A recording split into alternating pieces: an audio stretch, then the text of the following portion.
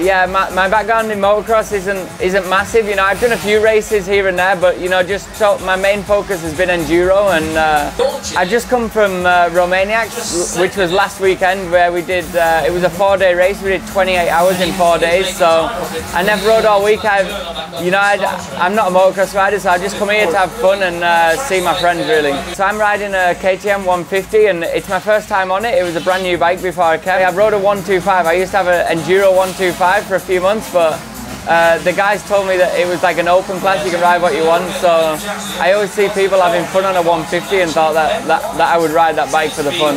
I've got no pressure, so I can just come here, have fun, and you know, try different lines, and I'm having so much fun racing it that I'm surprised how much power it's actually got.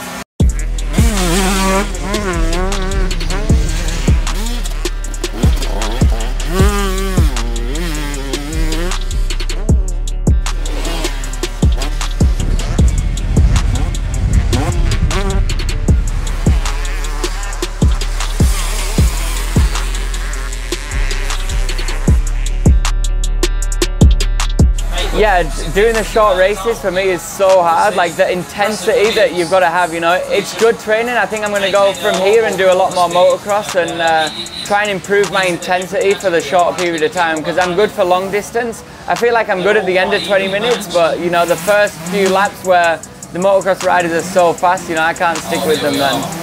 I've had one sketchy moment all week which you've caught on camera, which is a bit embarrassing, but yeah, I just came out, I tried to square off a corner, nearly high-sided it, but managed to save it. I'm going to say it was skill, but it probably wasn't. Two-strokes are just awesome, it's the sound, you know. I remember when I was a kid, we went to a few motocrosses when I was growing up, and it was always two-strokes back then, so it just reminds me of that, and yeah, you just look at people having fun on two-strokes.